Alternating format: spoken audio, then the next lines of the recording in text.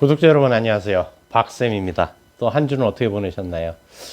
날이 또 갑자기 또 추워져 가지고 3일절부터 추워져 가지고 그나마 오늘은 조금 나은 것 같긴 합니다. 이게 일교차가 너무 심할 때는 항상 조심하셔야 될 게 체온 유지를 잘 하셔야 되는 게 되게 중요합니다. 체온 1도가 떨어지게 되면 면역력이 30% 정도가 하락하거든요. 그래서 감기에 많이 걸리는 겁니다. 자, 또 지난주에 이어서 약이 병을 만든다 이 책을 또 이제 계속 해드릴 건데 이제 오늘은 3장으로 넘어갑니다. 그래서 현대의학의 빛과 그늘이라는 제목을 가지고 이제 3장이 시작이 됩니다. 그래서 80페이지에 보게 되면 과학적 의학의 진보와 한계라는 제목을 가지고 이제 시작이 됩니다. 그래서 인류를 질병의 고통에서 구할 것처럼 보였던 현대의학은 오늘날 많은 문제점을 드러내고 있다. 그 문제는 인체를 바라보는 그릇된 시각에서부터 비롯된다. 현대의학은 인체를 마치 기계 부속품처럼 분절화해서 접근하고 있으며 어떤 상황이든 수치화하고 규격화해서 생물인 인간을 무생물처럼 접근하고 있다. 실제 임상검사에서 사용하는 지표도 모두 정량화되어 가시화된 절대적인 수치를 기준으로 한다. 이거 되게 중요한 얘기거든요, 사실은. 사람을 수치할 수 있습니까, 사실은? 자, A라는 사람과 B라는 사람이 있다고 가정을 해볼게요. 그럼 A랑 B가 있어요. 그럼 A한테 먹어서 효과를 봤던 약이라든지 뭐 허브든 뭐든 이런 것들이 B도 과연 똑같이 표준화처럼 정량화 시킨 데처럼 B도 똑같은 효과를 볼 수 있을까요? 그건 진짜 100% 퀘스천 마크거든요. 왜냐면 유전자도 틀리고 살아나온 생활 방식, 식습관 다 틀린데 뭐든지 그걸 표준화 시켜버린다라는 거죠. 대표적인 예가 뭐예요? 혈압 얘기인 거죠. 120에 80. 이게 표준 혈압이라고들 얘기를 하지만 이건 사실 20대 혈압이 표준인 거죠. 그럼 80대 어르신도 7살 아이도 6살 아이도 120에 80이 돼야 됩니까?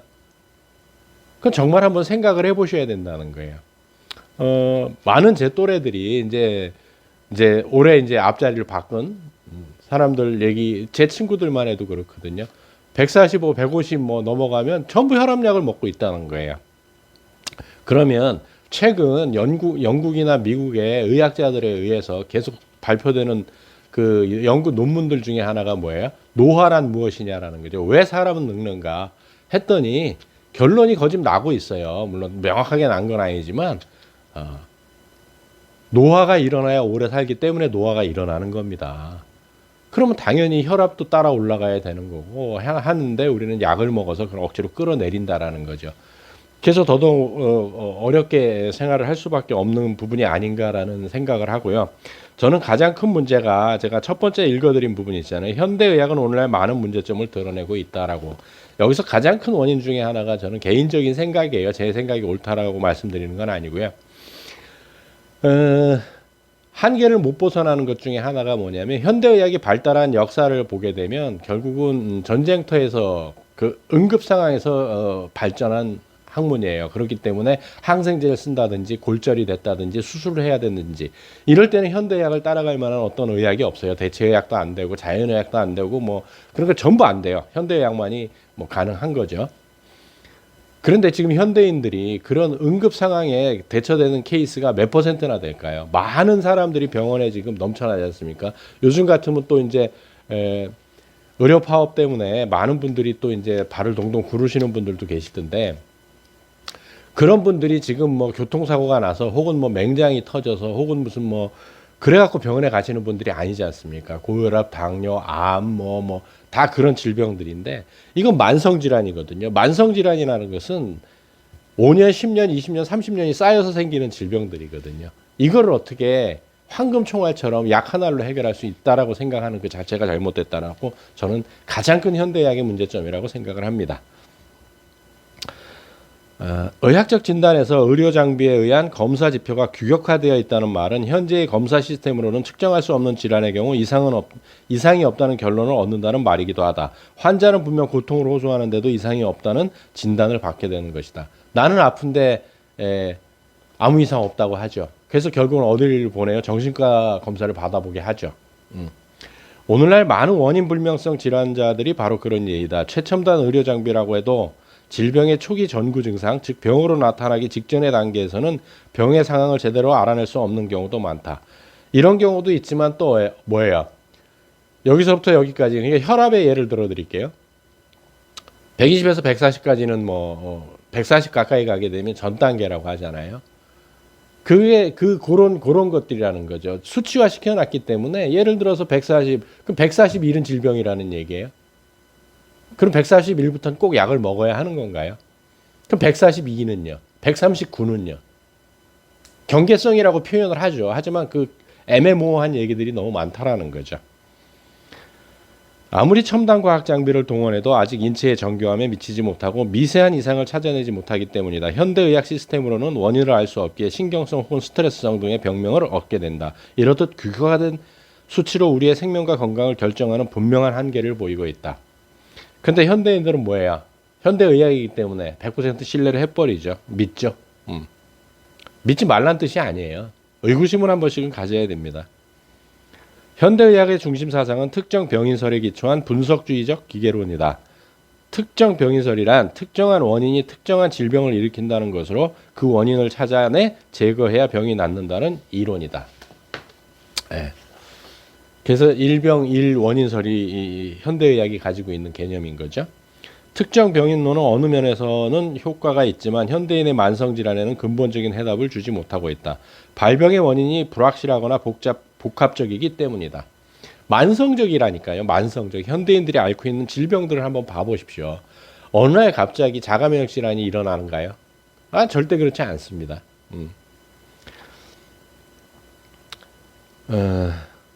당뇨병은 이제 당뇨병의 예를 들어드는데 당뇨병은 대개 췌장이 인슐린을 충분히 분비하지 못해서 생기는 병이라는 것은 밝혀냈다.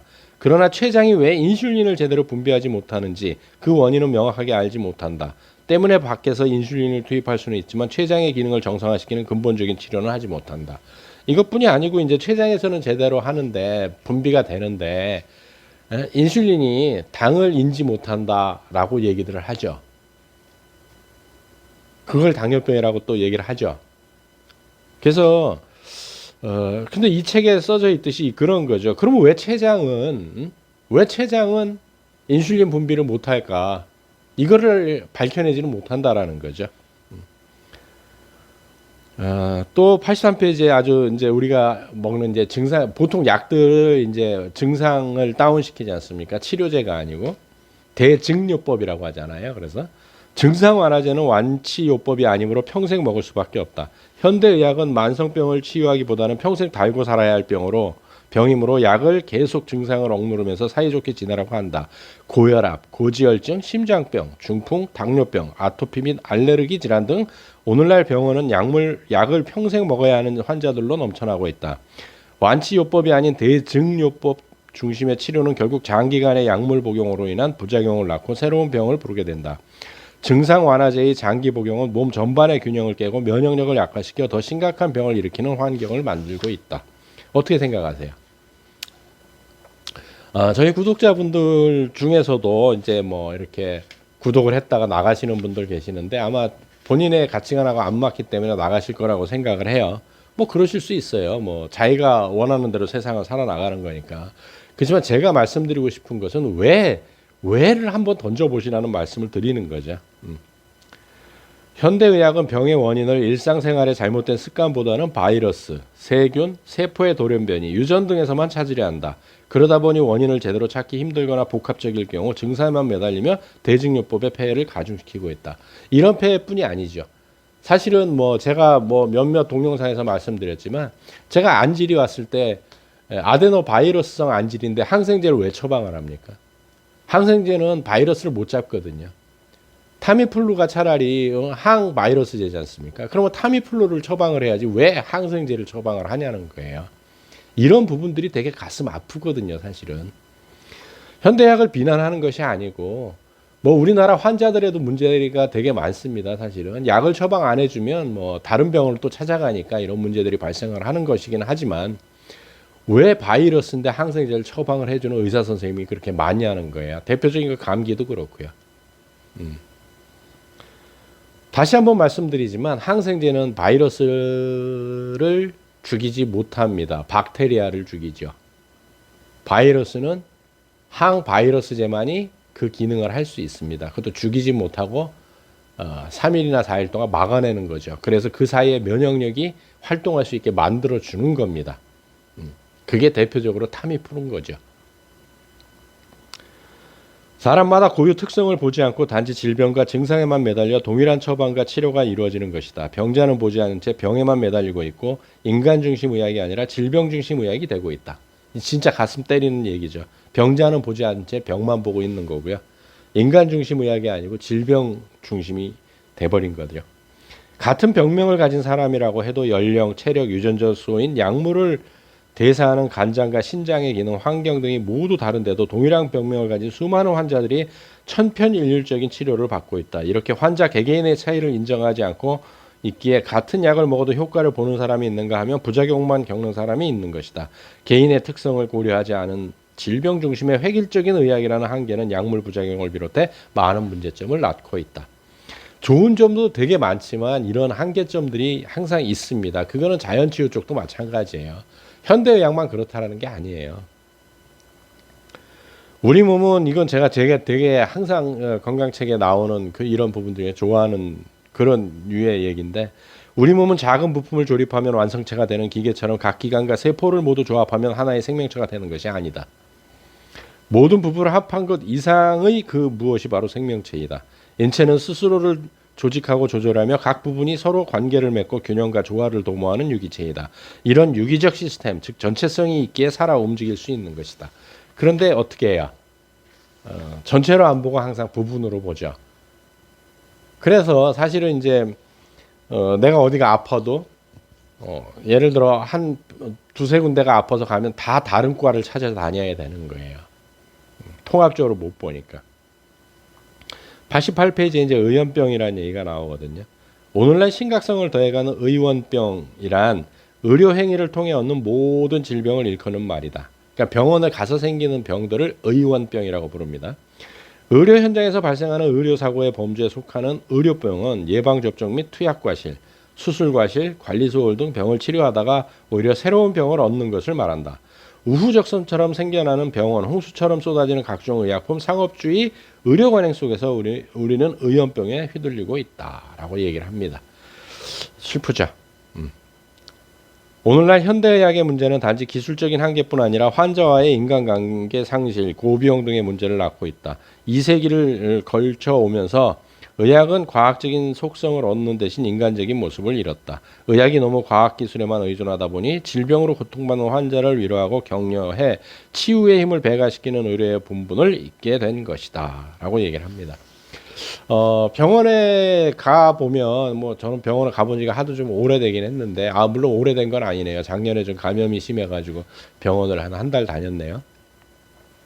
옛날에는 어디가 아파서 가면 물론 이제 제가 갔던 데는 피부과였기 때문에 굳이 뭐 청진기를 대진 않았지만 내과나 이렇게 예전에 병원을 가면 이렇게 청진기를 다 의사 선생님들이 여기저기 짚어봤지만 지금은 청진기보다는 어때요? 검사 데이터를 가지고 얘기들을 하죠. 또 환자하고 눈은 별로 안 마주치고 모니터만 쳐다보면서 얘기를 하는 의사 선생님들이 대부분이죠.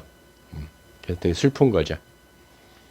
90페이지에 의료상업주의가 팽배한 오늘날 과잉진료와 함께 인체의 자연스러운 생리적 변화나 평범한 일상사까지 의학의 관리 대상이 되면서 없는 병도 만드는 시대가 되었다. 이건 정말 공감하는 내용 중에 하나인데요. 옛날에는 그냥 이제 뭐 예를 들어서 뭐 80세 돼서 90세 돼서 뭐 90세까지 사는 분도 드물었지만 돌아가시면 그냥 사망이었어요. 근데 지금은 100세 돼서 돌아가셔도 병명이 들어가지 않으면 사망진단서가 발급이 안 되죠. 그러니까 이제 죽음까지도 질병이 돼버린 세상이 됐어요. 그래서 어떻게 한편으로 좀 가슴 아픈 일들이 벌어지고 있는데 많은 분들은 별로 신경을 안 쓰더라고요. 93페이지에 좋은 얘기가 있어요. 저자도 이런 얘기를 합니다. 오늘날 현대의학이 많은 문제를 안고 있기는 하지만 현대의학 무용론을 주장하는 것은 아니다.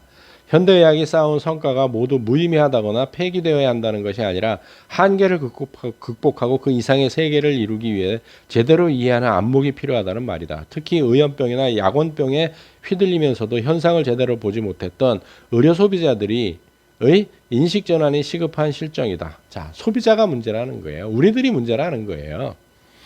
지금까지 절대적인 신화의 세계를 구축해온 현대의학을 맹신할 것이 아니라 그 한계와 문제점을 제대로 직시하는 현명한 의료 소비자만이 자신의 건강을 제대로 지킬 수 있을 것이다 라고 얘기를 하는 거죠. 그러면서 우리는 왜 병에 걸리는가? 자, 인체의 항상성을 유지하려는 자기조절 능력의 이상으로 인체 내부의 균형이 깨지면서 발생하게 된다. 우리 몸에 병이 생기는 원인은 무절제한 생활, 나쁜 식습관, 수면 부족, 운동 부족, 심신의 스트레스, 유해 환경, 산소 부족, 나쁜 자세, 일광의 과부족, 사고, 노화 등 다양하다. 뭐 이런 것 때문에 생긴다라는 거죠. 그래서 이렇게 이제 쭉 오늘날 문제가 되는 대부분의 만성병은 바로 생활습관병의 대표적인 예이다. 현대인들의 목을 죄고 있는 심장병, 뇌졸중, 당뇨병, 고혈압, 아토피, 자가면역 질환, 암 등의 공통점은 모두 해로운 생활 양식에서 비롯된다는 것이다. 따라서 병을 근본적으로 치유하려면 생활 습관부터 바꿔야 한다라는 거예요. 병원을 찾지 말라는 게 아니고요. 생활 습관부터 바꿔야 된다는 거죠. 그러게요. 자, 95페이지에 또 이런 얘기가 있어요. 질병이나 반건강을 통해 우리 몸의 요구에 따르고 생활을 개선해 간다면 질병 치유는 물론이고 삶의 원동력을 축적하는 더없이 좋은 기회가 될 것이다 라고요. 우리가 조금 더 사실은 생각을 하셔야 됩니다. 생각을 하셔야 되는데 생각하는 게 되게 싫죠. 그래서 이제 그런 것들이 문제가 되고요. 98페이지에 면역력을 약화시키는 약 했습니다. 이건 당연한 거예요. 몸을 차게 만들기 때문에. 이제 4장으로 넘어가서 약 사용 이것만은 지키자. 그래서 이제 몇 가지 이제 부탁을 하는 거죠, 저자가. 그래서 미리 부작용에 대해 물어보자. 자, 보세요. 103페이지에 이런 얘기가 있어요. 어떤 약이라도 부작용의 위험성이 있는 만큼 약의 효능과 부작용을 제대로 파악한 후 이용 여부를 결정해야 한다. 부작용의 위험을 감수하면서 복용해야 할 만큼 가치 있는 약인지를 판단하는 것은 결국 환자 자신의 몫이다. 자신의 몫이에요. 또 104페이지에 신약은 일단 경계하자. 신약은 일단 경계를 하자. 106페이지에 오래 먹어야 하는 약은 가능한 피하자. 뭐 단기적으로 먹어야 하는 건 괜찮지만 또 108페이지에 여러 약을 함께 먹지 말자. 이거 칵테일 효과가 굉장히 위험하거든요. 어떤 의사도 모르고 제약회사도 모르고 의료 소비자도 모르는 이상한 약이 탄생할지 아무도 모르거든요. 그걸 칵테일 효과라고 하거든요. 또 112페이지에 약 광고에 현혹되지 말자라고 합니다. 또 복약 지침을 지키자. 이왕 약을 먹을 거면 복약 지침을 꼭 지키자. 또 약 복용 시 주의할 식품을 알아두자. 먹으면 안 되는. 왜냐하면 이게 상극이 걸릴 수 있거든요. 그래서 약 효과를 떨어뜨릴 수도 있고. 또 117페이지에 바르게 보관하고 유효기간을 확인하자. 유효기간이 지난 약을 먹으면 안 되고요. 또 119페이지에는 먹는 약보다 주사약에 더 주의하자. 그 이유가 뭐냐면 주사제는 먹는 경구용 약보다 급성 쇼크나 신경장애 등의 부작용을 일으킬 위험도가 높아 선진 외국에서는 신중하게 사용하는 데 반해 우리는 남용하는 실정이다. 수입을 고려해 주사를 권하는 병원과 무턱대고 주사제를 맹신하는 환자들의 심리가 더해져 남용되고 있다라고 얘기를 합니다. 주사제는 부작용이 높을 뿐만 아니라 의료비용도 더 들고 오염된 주사기로 병원체가 전달될 위험성도 있다. 또한 주사약 앰플을 절단할 때 생성된 유리가 딱 끊을 때요. 유리 가루가 인체로 유입되어 부작용을 일으킬 수 있다. 현재 병원에서 쓰이는 주사약 가운데 상당수가 유리 막대처럼 생긴 주사약 앰플 형태로 생산된다. 이 유리 앰플을 자를 때 미세한 유리가루가 생겨 주사약에 섞일 경우 인체로 그대로 흘러들게 된다. 지금은 이제 앞에 고무가 많지 않습니까? 근데 그 고무도 사실은 바늘에 의해서 좀 그렇게 들어갈 수가 있습니다. 사실은 120페이지에는 또 이제 바르는 약도 신중하자. 약할 때 주의하는 사항이에요. 또 122페이지에 한약이나 생약도 주의하자. 항상 사람을 인류를 많이 죽인 게 식물이거든요. 식물의 독성들 때문에 그래서 이런 얘기들을 하는 겁니다. 또 125페이지에 합성 비타민 건강기능식품도 신중하자. 또 127페이지에 특히 이런 사람은 주의하자. 약을 복용할 때 해서 첫 번째가 노인, 두 번째가 유아, 세 번째가 임산부, 수유부, 네 번째가 특이 체질 혹은 특정 알레르기 체질, 다섯 번째 간장 신장 질환자. 간장 신장 질환자입니다. 간신이 우리를 살려주는. 이래서 3상 4장 얘기가 끝나는데요. 제가 이 책은 조금 디테일하게 해드린 이유가 이게 여러 가지로 우리가 생활을 하면서 필요한 얘기들이 사실 상당히 많아요. 그래서 사실 좀 이런 거에 관심 있는 분들은 제가 한번 일독하길 권하는 책 중에 하나가 야기병을 만든다거든요. 소담 출판사에서 나온 건데 아마 이 책이 있을 거예요. 저자도 그렇고요. 이송미 저자께서 지은 책인데 어쨌든간 뭐든지 신중을 해야 됩니다. 우리가 음식을 먹을 때도 항상 신중을 하셔야 되고요. 특히 약을 고를 땐 더더욱 그렇고 병원에 가서도 의사 선생님께 오늘 첫 번째 얘기가 나왔지 않습니까? 뭐냐면 이걸 먹었을 때 부작용은 뭐예요? 하고 반드시 물어봐야 되고 그 책임은 의사 선생님한테도 있겠지만 100% 나한테 있는 겁니다. 그래서 또 신중한 약을 선택할 때는 신중하게 선택하고 복용하는 그런 우리가 됐으면 좋겠습니다. 다음 주에 다시 찾아뵙도록 하겠습니다.